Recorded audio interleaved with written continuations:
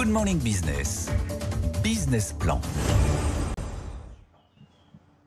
Et on est toujours en direct de Nice depuis la Villa Maceda qui nous accueille pour cette matinale spéciale délocalisée pour notre Tour de France BFM Business. On parle donc de tous les acteurs de l'économie locale et je ne sais pas si vous le savez, mais l'un des plus grands fabricants de satellites européens se trouve à Cannes. C'est Thales Alenia Space et son président directeur général Hervé Deray est avec nous. Bonjour. Bonjour. Il faut quand même dire 2,2 milliards d'euros de chiffre d'affaires, 8500 salariés qui fabriquent des satellites que vous envoyez donc dans l'espace pour vos clients. D'ailleurs, vous allez participer au dernier vol d'Ariane 5, ce sera début juillet, avec un satellite Syracuse à bord. Hein. Absolument. Donc un moment un petit peu historique. Je dirais tous ceux qui ont participé à l'aventure Ariane 5 sont évidemment très émus de ce dernier tir qui va permettre de tirer donc Syracuse 4B précisément, donc qui est un satellite de communication militaire pour notre ministère des Armées. Satellite de communication militaire et satellite de météo aussi. Il y en a un qui a été lancé en décembre dernier. On arrive désormais à avoir une précision météorologique de plus en plus précise. On arrive à prévoir désormais des événements compliqués. Des événements extrêmes. Alors effectivement, il y a un gros enjeu qui est de mesurer ces phénomènes climatiques extrêmes qui malheureusement sont de plus en plus fréquents.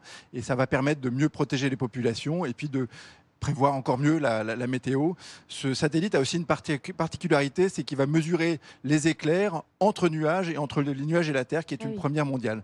Ce que me dit le patron de Metsat, qui gère en fait et qui va opérer ces satellites, c'est que avec ce satellite de troisième génération, on est au meilleur niveau mondial. On est meilleur que les Américains, on est meilleur que les Japonais, on est au meilleur niveau mondial. Alors vous avez lancé aussi des satellites comme Satria pour couvrir des zones blanches, notamment dans l'archipel indonésien. Eutelsat aussi, qui est un de vos clients.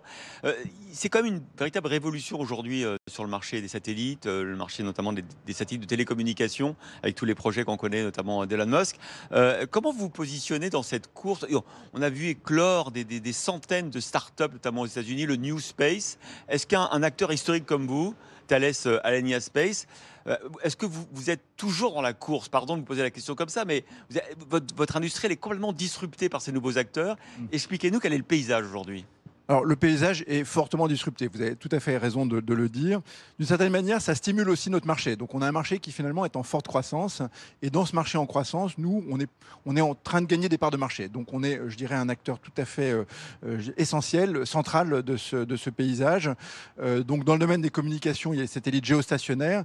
L'an passé, 10 satellites ont été vendus dans le monde. 6 ont été vendus par Thales Alenia Space. Donc, on est, je dirais, très, très fortement leader sur des satellites très capacitifs. Vous avez parlé de Satria, c'est un satellite qui va couvrir l'ensemble de l'archipel indonésien et qui va permettre de connecter des zones blanches, donc des administrations, des écoles, des hôpitaux, et qui va vraiment rendre un service, qui va apporter l'Internet au début dans ces zones. Et puis on avait lancé récemment Connect VHTS pour Eutelsat, et c'est un peu le même principe. Alors je dirais que dans le monde des constellations, qui est le monde dont on parle beaucoup, il se trouve que historiquement Thales Alenia Space est un acteur de ce marché. On a lancé 3 constellations déjà dans le passé. En particulier la dernière, c'est Iridium, qui est très utilisé. Quand on suit toutes les courses au grand large, on voit toujours ces fameux marins qui sont connectés grâce à Iridium.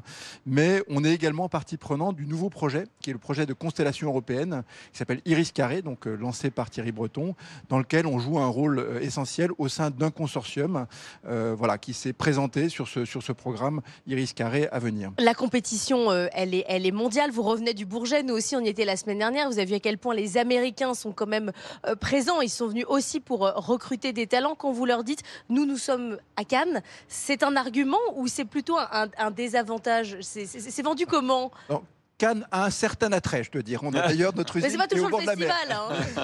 festival. Mais c'est important, surtout sur les nouvelles générations d'ingénieurs. La qualité de vie, c'est primordial. Absolument. Non, mais ça marche, ça marche. Mais au-delà de ça, je pense que ce qui fait l'attrait de l'entreprise, c'est aussi justement notre capacité à innover, le fait qu'on soit positionné sur des tas de sujets qui sont des enjeux sociétaux, que ce soit la connectivité, comme on l'a dit, mais aussi des enjeux dans le domaine de l'environnement. On est aussi partie prenante de l'exploration spatiale, le programme de la NASA qui vise à retourner sur la Lune en 2025-2026. Ah oui. On est au centre de tous ces enjeux. Dans ce programme, on participe d'une part à la fameuse capsule Orion qui va permettre d'envoyer les astronautes, mais surtout, on est sur la Lunar Gateway, c'est-à-dire la station lunaire. Il va y avoir, au même titre qu'on a une ISS, la station internationale, il va y avoir une station qui va orbiter autour de la Lune et qui va servir d'avant-poste aux astronautes avant d'arriver sur la Lune. Et dans cette station, on fournit les modules pressurisés. 50% des modules pressurisés de cette station sont fournis par Thales Alenia Space. Vous avez 17 sites en Europe et une usine aux États-Unis. Alors, on aime bien poser cette question avec Laure à chaque fois. C'est pour les subventions, c'est ça? Est-ce que vous allez en ouvrir une deuxième pour profiter de l'IRA américain? Alors en fait, on s'est lancé aux États-Unis parce que c'est un des environnements, je dirais, de marché les plus dynamiques dans le domaine du New Space, vous l'avez dit vous-même. Et donc on a décidé de se positionner à Seattle, qui est un des sites les plus actifs dans le domaine du New Space, pour fabriquer. Il y a Boeing là-bas. Hein. Il y a d'une part Boeing, mais il y a aussi Amazon. Enfin, il y a beaucoup d'acteurs. C'est vrai. Et on est là pour développer des satellites, des petits satellites. Et on adresse actuellement le marché américain. On est par exemple sur une constellation qui s'appelle Black Sky et qui permet de mesurer, qui permet d'observer la Terre avec des capteurs optiques et qui donne un niveau de rafraîchissement qui est absolument unique au monde puisqu'on a un niveau de rafraîchissement des images de moins d'1 heure. Merci beaucoup Hervé Deret d'avoir été avec nous, PDG de Thales Alenia Space.